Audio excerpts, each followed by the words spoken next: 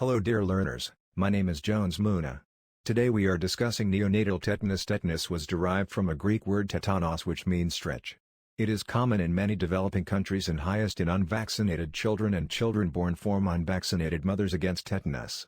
Neonatal tetanus is a serious but preventable disease of the neonate which affects the central nervous system and muscles caused by a gram-positive bacteria Clostridium tetani, characterized by lockjaw, rhesus sardonicus and episodenose. It typically arises from a skin wound on the umbilical stump that becomes contaminated by the Clostridium tetani.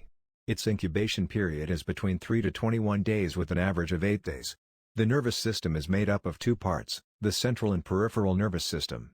The central nervous system include the brain, which is the interpreter of all senses, and the spinal cord.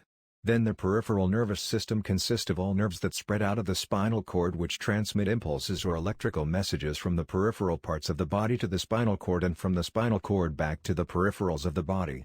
Normally, movement is enabled by skeletal muscles, and skeletal muscles are controlled by motor neurons.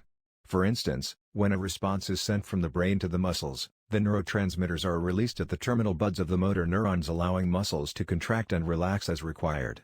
Neonatal tetanus is a condition that affects the neonate's muscles and nerves, resulting in abnormal contraction of muscles.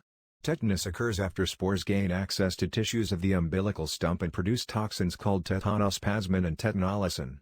Normally, these toxins are inactive inside the bacteria, but when the bacteria dies, the toxins become activated and cause the disease.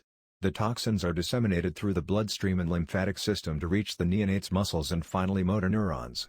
The toxins then spread up further to reach the spinal cord after 14 days. In the motor neurons of the spinal cord, the tetanospasmin and tetanolysin toxins interfere with the normal action of the neurotransmitters that maintain normal contraction and relaxation of the muscles. Because of these effects, motor neurons does not control movement of electrical messages, resulting in repeated and uncontrolled muscle contraction until spasms occurs. The first muscles to be affected are those of the jaw trismus, leading to lockjaw and devilish smile, sardonicus smile. Thanks for watching this video. Kindly share and click subscribe button for more educative content.